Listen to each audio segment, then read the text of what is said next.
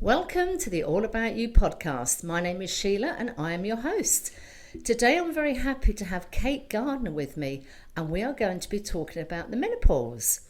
Now, this is going to be a two-part podcast.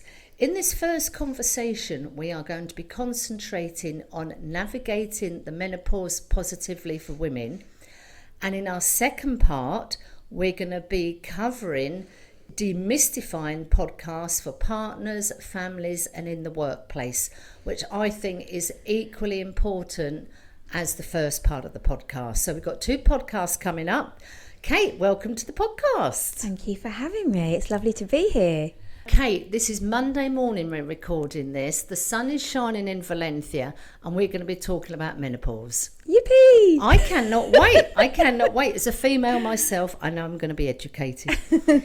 So Kate, you wear plenty of hats. So let's just have a quick recap of what you're doing. So thank you for having me. So I am Kate. I've been a yoga teacher since 2010.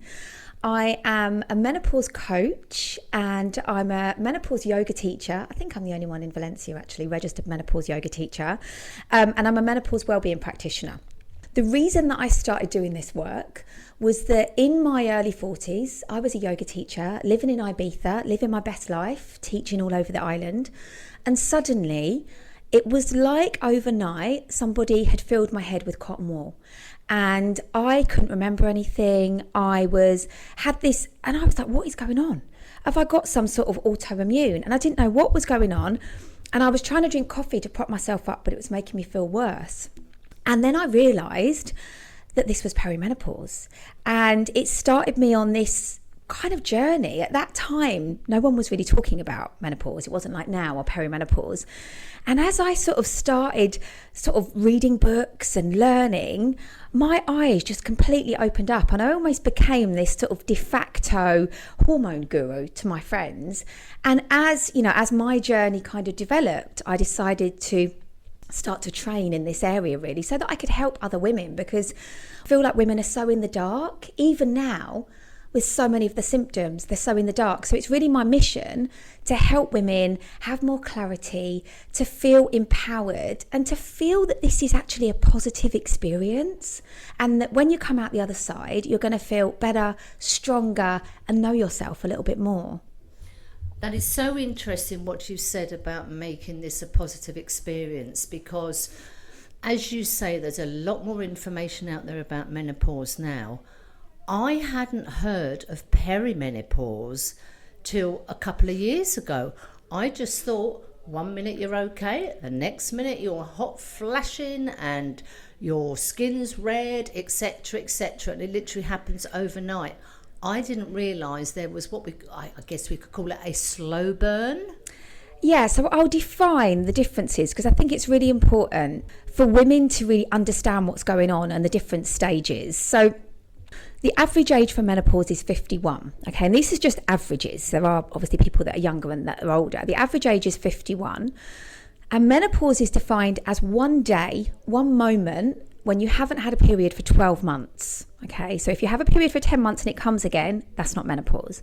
So medically it's defined as 12 months, no period. That day, that moment is menopause.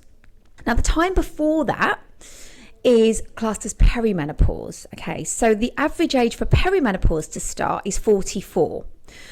And perimenopause can last from anything to 4 to, they say actually about 15 years now. So your hormones can start to shift. It's not actually perimenopause, but you can start to notice shifts in your hormones in your mid to late 30s.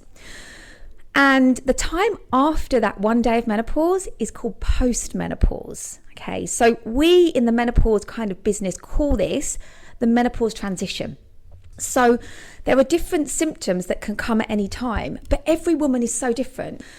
I've got clients that are in their early 40s that are literally having the worst time. And I've got other clients that are in their mid 50s that are still having regular cycles and that are still feeling great. So it's a very personal experience. And, you can think that you're kind of over the worst of it and then suddenly start having symptoms. So there's not really one size fits all. But for the purpose of a conversation, really, we're kind of trained in a certain format. And it was only when I started to work with women that I was like, oh my God, hang on a minute, you're 52 and you're still having that, and you're 54. So every woman is very, very personal. It's very subjective to that woman. I just remembered the question I remembered while I was in the shower this morning when I knew I was doing this podcast. Is there a blood test that we can have which will say on the scale of 1 to 10 where you are in perimenopause, menopause, postmenopause? No, there's not for perimenopause. And this is really frustrating. And for menopause, yes. Basically, during perimenopause, what's happening? So I'll talk you a little bit through the hormone landscape. So we have certain sex hormones, right? And I think this is really important to understand. So when you're a teenager, these hormones are switching on. And when you're going through menopause, postmenopause, they're starting to switch off. And the time before menopause, that perimenopause, they start kind of doing crazy things. It's like, are we, aren't we, are we, aren't we? And the main sex hormones are estrogen and progesterone. Okay, so if you think about these, that progesterone is like your calming hormone. It helps you to sleep, and it kind of comes in at the second half of your cycle, when you don't want to go out, you don't want to be sociable. And estrogen is like, if you've got a cycle, it's the hormone that kind of kicks off your cycle. So when you want to go out, you want to be sociable. And estrogen, we have estrogen receptors all over the body, okay, and a lot in the brain. So the first hormone that starts to drop off is our progesterone, our calming hormone. So you'll get a lot of women in their late 30s, early 40s, and they're like, I'm feeling more anxious. My sleep is a bit disrupted, but I'm not really sure what's going on. And progesterone steadily drops off. But when our progesterone and our estrogen always work at a ratio of each other, a delicate ratio. So when our progesterone, the calming hormone, starts to drop off, our estrogen starts to go a bit wild. So some months our estrogen is really high, and you've got the symptoms of like high estrogen. And then other months, you'll have the low estrogen symptoms like dry skin, feeling more tired, some of the kind of postmenopause symptoms. So the reason that a test is not accurate is because your estrogen levels can be up and down. So doctors don't like to do a test because it could be women go and have the test and they're like, well, your estrogen looks fine to us, but they know that something's going on. So really after the age of 44, we are diagnosed by our symptoms. But then once you're in menopause and you haven't had a period for 12 months, then your estrogen is definitely starting to go lower. So a medical test will show that your estrogen is going lower. There are exceptions to this. If you're going into early menopause, there are exceptions. But in general, there aren't really a test. There is one private test called the Dutch test, which can look a little bit more at your estrogen and what's going on. But in terms of going to your doctor, they wouldn't want to do a test because it could be inaccurate for you. So it really has to be about you understanding your symptoms and keeping track of what's going on and really knowing yourself. Because perimenopause is one of those times when, if you're one of those women that always knows when your periods come in, you always know what's going on, everything can start going mad, Just when you wear those white jeans, your period suddenly comes when you've had it for 2 weeks.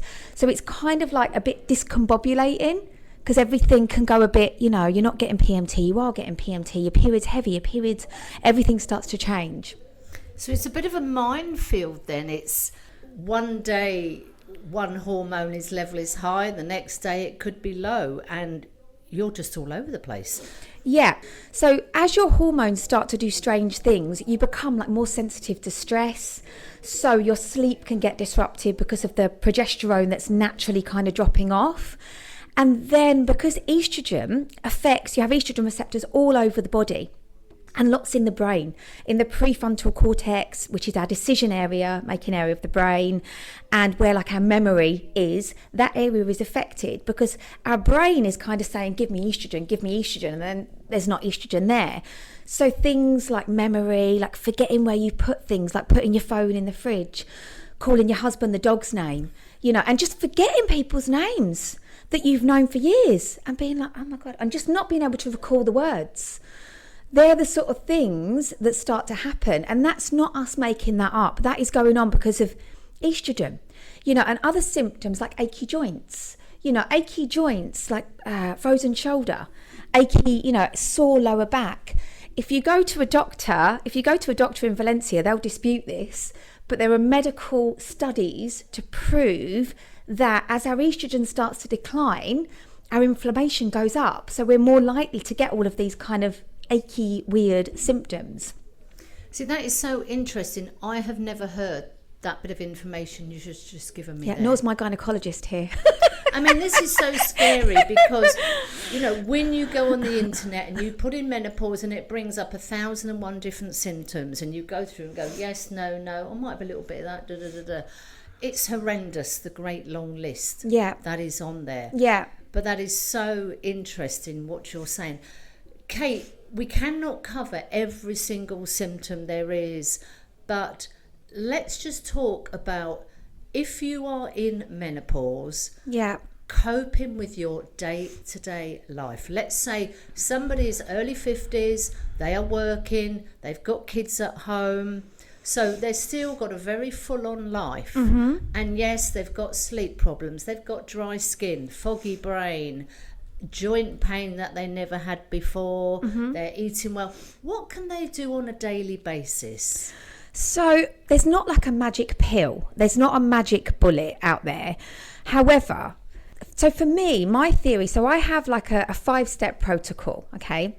And so that starts with nutritional optimization, okay? So you cannot outrun, as you know, you cannot outrun a healthy diet. You can't. And so the diet that I favour, the most scientifically kind of proven diet, the menopause space, by the way, is really confusing with regards to nutrition. It's like to keto, to carnivore, to plant-based. It's a minefield, even for me. And so the diet that I've kind of, that suits me the best is the Mediterranean diet, because it's healthy, lots of vegetables, lots of beans, and beans are a natural source of phytoestrogen, and phytoestrogen is like a naturally occurring estrogen. So, eat the colour of the rainbows, eat lots of beans, only extra virgin olive oil, lots of fish, which obviously we have plentifully here in Valencia, in Spain, and lots of hydration. We need more fluids. So I think the first place to start is to look at your diet, to really look at your diet. And also optimizing with supplementation as well. Like there are certain supplements that are, like magnesium. Magnesium helps us a lot. So if you're having a problem with sleep, definitely do your research in magnesium. So the magnesium that's kind of the most recommended is magnesium bisglycinate, glycinate. So that can help a lot with sleep. It can help with inflammation and achy joints. B vitamins, omega-3s are really important. So definitely research supplements for menopause and have a look at that area, because of soil depletion, we really do need to look at specific areas of supplementation. The second thing that I think is really, really important is movement. And what's interesting, because we were talking a little bit before about cardio, so actually to focus more on lifting weights.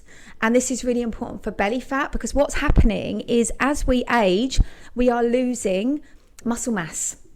We're losing muscle mass, so we need to eat more protein, and we are losing muscle mass, and also our bones. So we're losing bone density. So osteoporosis affects, I think it's about 1 in 3 women globally. It's massive. It's like the silent killer of women. The percentage of women that fracture their hip and that die is staggering, but yet no one's really talking about it. So we have to be looking after our bones. So we have to start lifting weights. I'm a yoga teacher, I'm all about yoga, but yet I still lift weights, and lifting as heavy as you can with supervision to make sure that you're doing it correctly is really, really important. I can't stress that enough. So that's the second thing, is to be moving your body and obviously being in nature. Cardiovascular disease affects so many women. So what happens is after menopause, our propensity of cardiovascular disease goes up, our propensity of diabetes, of Alzheimer's, all of these diseases, it goes up. So it's really important that we're starting to prioritize moving our bodies and eating well. The third part of my protocol, and all of these are really important, is addressing stress. So this is inner peace protocol. So whether or not you like yoga or not, obviously I do, finding a mindful practice, whether that's meditating for 2 minutes in the morning, whether that's going out and walking your dogs and doing some breathing exercises, whether that's starting a yoga class, finding a way to bring this into your life to reduce your stress levels is so important, because stress is literally killing women.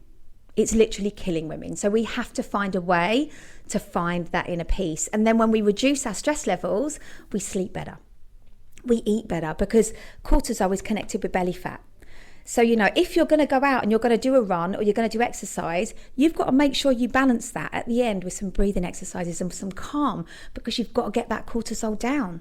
And then the next part of my protocol is looking at your symptoms. So I call it symptom navigation.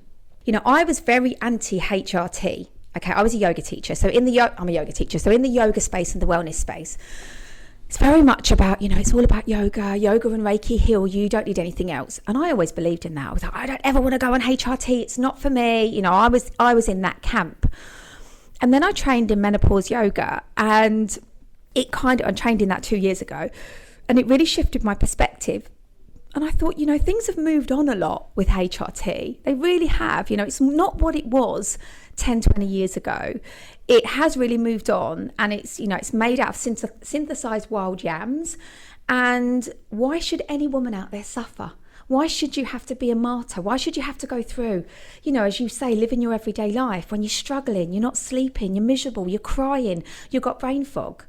So what I believe with symptom navigation, and this is coming back to your everyday life because I think they're all important, is that we have modern day HRT out there. And for me, I had this achy back that came from nowhere, and I couldn't even teach yoga. I was in so much pain, and I had all these tests, and it worked. I looked at them and I realised straight away that it was because my estrogen was so low.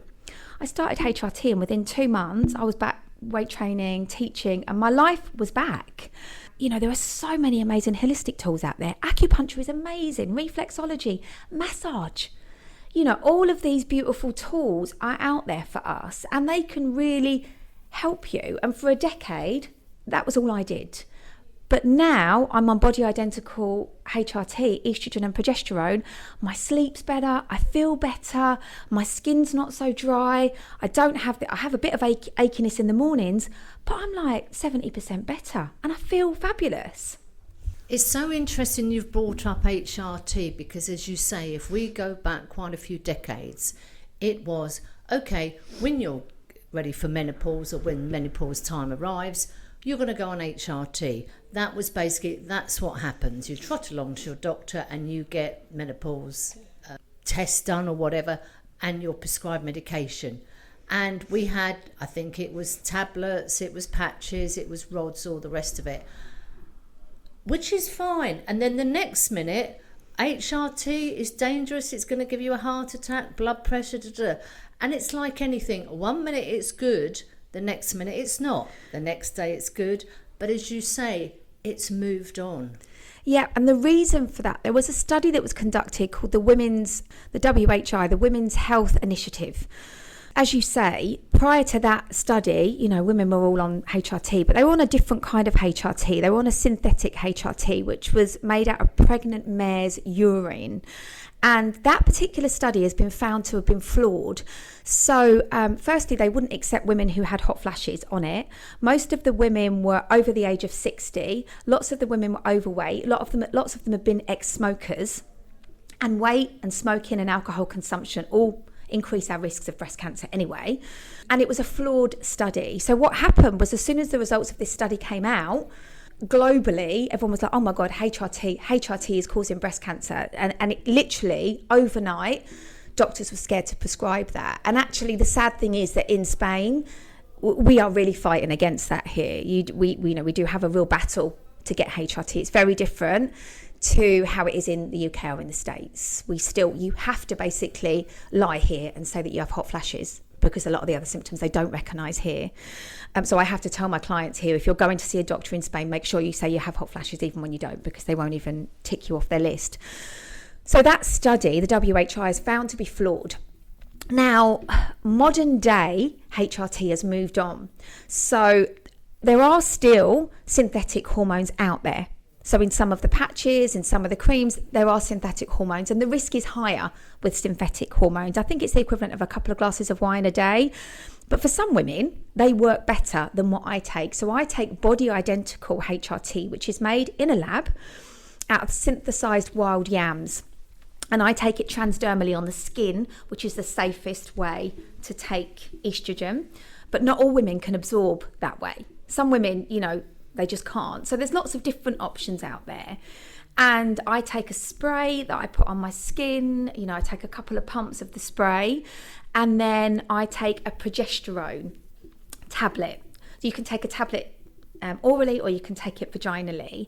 And some women will use the Mirena coil, which is not actually a progesterone, that's a progestin, which is a synthetic form of progesterone, which works a little bit differently. And I've got a lot of clients that have been put on that and they don't realise that as well. Doctors don't explain that to them. They think they're just having their progesterone, because progesterone protects the lining of the womb, as does progestin. So you have to have the two, unless you don't have, a womb, you've had a hysterectomy. So yeah, my view is, in terms of a woman's day-to-day life, you have to address everything. You have to address your sleep, your diet. But, in my opinion, this is a chance for you to get really healthy. And, if you think that you can, drink wine every night, eat crap food, not exercise, and stick a patch on your arm, and feel better, then you're wrong.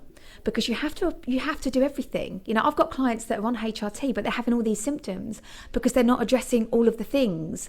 So it's almost like you can't separate one without the other. And also the mindset. Women in midlife are going through a lot. Women are having children later.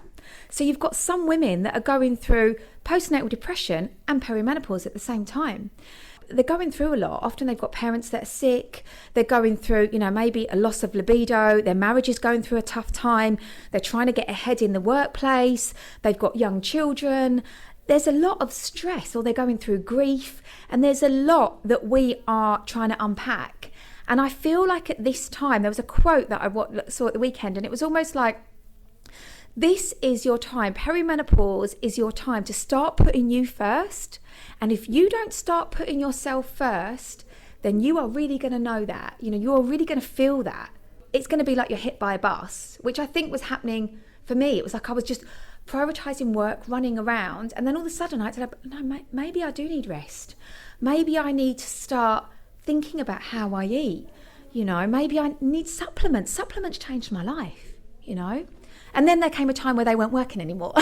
And it's a constant, in terms of how I eat, I'll be looking at my food and thinking, okay, how much protein is on that? How can I optimize that meal to maybe add a little bit more good fat?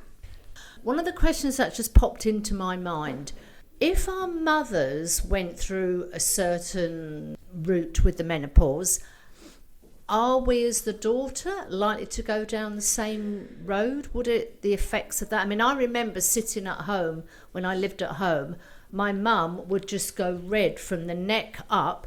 All the doors and windows would be open and me and my dad would be sitting there shivering. And I thought, oh my God, is her head going to explode? As a young teenager, I didn't know anything about the menopause. Oh, it's just the menopause. Well, what the hell is the menopause? Yeah. I think it's an interesting one, because I remember that with my mum. I remember my mum, us carrying the shopping home and her just absolutely like being drenched in sweat. But yeah, I didn't experience that. So I think that, yes, it's worth having a conversation with your mum, a little bit like kind of childbirth. It's often like, how was your birth? In fact, funnily enough, kind of puberty, childbirth and menopause are those kind of three moments in a woman's life. So it is worth having a conversation with your mum if she was alive and finding out how her menopause were. But I think if you look at, our lifestyles 20 and 30 years ago, they were very different. Yeah, my mum used to have like epic hot sweats, but she used to love a glass of wine and a bottle of wine. She was always, drinking wine, whereas I never had that, but I very rarely drink. But I didn't get the hot flashes. So what's important to say, coming back to this, every woman is an individual. So some women with hot flashes will literally be drenched. Like they'll stand up to talk at a meeting and their armpits, it's terrible for them. They have to change their top. Or they wake up in the night and their bed is completely soaked. Other women, so mine weren't like that, but I would get it was like I was burning from the inside. And it would always happen when I was on a Zoom. And if I had any hot drink, it was like I would start tingling from inside. And then my cheeks, it was almost like, when you had a boy at school that you fancied and you'd blush, but you'd be really embarrassed because you could feel that tingling. It was like that for me. So I think that, and some women have cold flashes. They'll have like cold tingly fingers, or they're like cold flushes, and they're actually a thing, and they're called flashes or flushes, by the way. I always used to think I was getting it wrong, but now I'm on HRT, I'm freezing all the time. So my boyfriend used to always, I'd be like, oh, I'm hot, and now it's like him hot, and I'm sitting there with like three pairs of socks on. So now I'm the opposite. So another question then, Kate, if you haven't had children, is your menopause journey going to be different? It really depends. No, I don't think your menopause journey is going to be different. I think that as someone that hasn't had children, something that I really had to navigate was grief. I remember when I was going through perimenopause, I was reading a book and I pulled my car over and had a good old cry because I knew that I could never ever have children. It was like, oh my God, I can really never have them now because this is it. I'd had IVF and it had not worked. In answer to your question, no, there's not a difference. But now, as a woman who hasn't had children, with clients and friends who have teenagers, I can tell you something, teenagers definitely make a difference to your menopause. So, having a teenager going through puberty as you're going through menopause can be very challenging, because what they're going through, although it's the opposite, the rage, the need for sleep, the irritation, the need to get away from the world and have space, you're going through exactly the same, and that can create like a real kind of clash. So yeah, in answer to your question, it doesn't make any difference to our menopause if we've had kids or not, but I think kids definitely do add a layer of joy and love and a layer of stress too. I think that is a brilliant answer. Kate, we have barely scratched the surface on this, but I have learned so much already. In part 2, we are going to cover obviously more about the menopause, but we're going to focus on how it affects the family, how it affects you and the family, the workplace, partners. People will have a loss of libido. Obviously, that can be a bit of a traumatic experience if you're in a relationship. We're going to cover that in part 2. What I wanted to cover just before we finish is you do a lot of online programs, so can we talk about those, because I want to get that information out there for people, not leave it to part 2. So I work one-to-one with clients, and I also run 4 group programs a year which combine menopause yoga, coaching. Basically, it's like my 5-step protocol, and I offer a one-to-one coaching program within that, and then group coaching, because I think women really help women, and it's really nice to have women in a group sharing, because you just learn so much from each other. But I also offer, so I have a Facebook community which is called Nourish to Flourish Menopause Community, and that's a free Facebook group where I share almost daily, and I share lives, and you'll find lots of videos on there, lots of sharings, all of the lovely doctors that I follow, I pop on there, and there's almost everything from holistic to medical and scientific information on there. So that's Nourish to Flourish Menopause Community on Facebook. And I also run in Valencia, because when I came and moved here 2 years ago, I realized there was nothing for women in menopause. So I run a monthly menopause meet up here that anyone can come to. I have women that are not even in perimenopause yet and women that are post-menopause, and every month we have a theme and we share. So I share and everybody shares, and we have some nice social time too, and I think that is so important wherever you are in the world. I think it's really important that you find a group. There are menopause cafes, and go and connect, because mental health during this time is really important. This is, women between the ages of 45 and 54 are really kind of at risk mentally of kind of suicide and depression. And, so many women consider leaving their jobs, and it's a tough time. So you really need to lose the shame and be opening up about this, and, talking about it with your friends, because 9 times out of 10, we're all going through it, and there's nothing to feel shame about it, because we all will, every single one of us. Some of us will just blip through it, like you, and some of us, it will be a really tough time. So I think there need to be more, menopause meetups for women so they can go and share, and that's really successful, and I run that monthly here in Valencia. I think that's a great idea, because you were talking earlier about when a woman goes to speak to her doctor. We're sitting here in Spain. It's going to be different in Spain to it is in the UK to different around the world. I think the thing is, when we all sit here and we have a chat with our girly friends about the menopause, I've got friends of different ages. Some have gone through it and are out the other side. Younger ones, I feel I'm in perimenopause, etc. But it's nice to talk to people and say, okay, well, this was my experience. Somebody else will say, well, it was different for me because of this. Having that open dialogue, and particularly having somebody like you, because you are concentrating on the menopause, as opposed to the doctor who goes down the medical route, but he's dealing with absolutely everything to do with the human body. You are concentrating on the menopause, so your information is very concise, and you're including all the different pillars like the sleep, the exercise, the movement as your diet. Yeah. That is amazing what you're doing. And I also think, like, one of the positives as we go through this transition is we get more wisdom. The women in this group have taught me so much. And actually when you reach out to other women, some women have a really negative experience with their doctors in the UK and in the States. So when you've got another woman that says, oh, this is a really good gynecologist, actually try this or ask for this, and you go to your doctor and say, this is what I want, this is my symptoms, you actually go into that consultation with feeling more empowered. And the more you know and the more support and help you get, the more difficult it is for a doctor to turn around and say no to you. Help other women. And as you go through this, like, I wouldn't change anything about my perimenopause or menopause, although it was really tough at the time, because now I feel like I really know all of the aspects of me. When I used to get my menopause rage, my dogs would hide under the table, and I was like, God, who's this? Where's this come from? But then that passes, and you get to know another layer of yourself. I think for a lot of women as well, because particularly, with the foggy brain and the dry skin, it can be scary, but it can be, oh my God, am I the only one going through this? And I've had conversations with people at work saying, oh my God, I just dread answering the phone, having meetings, because I'm frightened of my brain fogging up.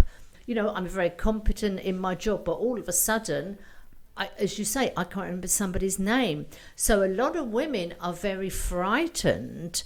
Okay, I'm trying to carry on and continue with my normal life, but I know at any moment I could get a hot flush when I'm talking to somebody.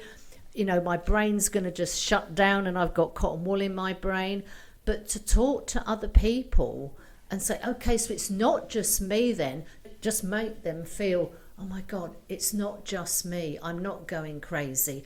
Because as you say, I've spoken to women and go, oh my God, I really thought about taking my own life. Yeah. And that is just horrendous. And they say, I felt so alone. I've got women that left really powerful jobs because they couldn't remember this. And one of my girls on my recent program, she's a teacher, and she said she stands up and she's teaching A-level English, and she can't remember anything about the book that she's teaching to teenagers. And I remember when I was teaching yoga, thinking I've got to give up yoga because I don't know my left and my right. And then I kind of worked out that most of my clients were in perimenopause of that age, so I used to make a joke of it and write like L and R on my hands, and I had to modify the way that I worked. I couldn't do these big long elaborate sequences on one side. I had to step it back and just do one thing on left, one thing on right, or have notes and be kinder to ourselves and have the conversation. If you have got have a meeting with your boss and say, this is happening to me, I'm going through this experience. And I think when we talk about the workplace, this is something that we can definitely cover, because I think that it's really, really hard for women. But even I remember having a neighbour, and I'd known her for years and I couldn't remember her name, and I just couldn't remember it. But there are little tools that you can use to get around this, but we all go through it. So let's lose the shame and start talking about it more, and then realising that this is normal. I think it's so interesting because years and years ago, we said, oh, she's got baby brain. She's got baby brain because her life has been turned upside down because she's a new mother and her hormones are going absolutely crazy.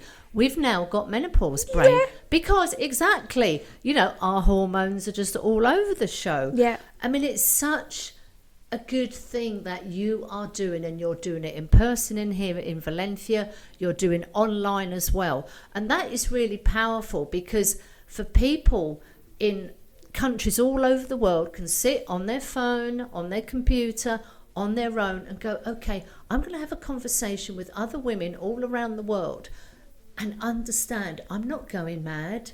It's just one of the experiences I'm having with the menopause, and somebody halfway across the world is going, yeah, I've got that as well. Just knowing it's not you just must help tremendously. So much. And I think just breaking down like what's happening to the brain, why is this happening, why am I feeling more stressed, what is happening physiologically, biologically to the body. Menopause affects everything. It affects us physically, psychosexually, emotionally. It's almost like like when you become a mother, you're never going to be the same again. When you go through menopause, you're never going to be the same again. You are like forever changed. But seeing that as a positive change, not a negative change, is really my mission, because it can be such a positive experience. Kate, we have covered loads, but we've barely scratched the surface as well. We're going to get together and do a part 2. That's going to continue about the menopause, particularly for your partners, your family, and the workplace. That is going to be huge. We can research, we can come to a practitioner like you and get coached in this. But to explain to our other halves, our kids, our boss at work, our work colleagues, this is what's going on. This is how it affects me. I need your support. I need your help. I need your assistance, particularly with the other women supporting you, but with particularly men in the workplace. Yeah. Yeah, I think that is a huge one. I don't want to be sexist here, but I think they're not going to educate themselves on their own. They need somebody like you to educate, to say, okay, this is how it's going to affect me at home. I'm not going to be able to do all the things I normally do because I've got achy joints or foggy brain or whatever. That's going to be huge, that second episode. Kate, we're going to put all your details in with the podcast, all your coaching programs, your workshops, all your online work, etc. Any final words before we finish? Thank you so much for having me, really. And I just really help, my mission is to really help women feel better. And I love, as you can tell, I absolutely love helping women. And that's why I do this work, because if I can just help one woman feel a little bit better and feel a little bit more positive, then my job is done. I hope you enjoyed that conversation. I certainly did, and I've learned an awful lot. So thank you for listening, and please subscribe for future episodes on whatever platform you are listening to. It is free. And if you have a story to tell, please contact me on allaboutyoupodcast@yahoo.com.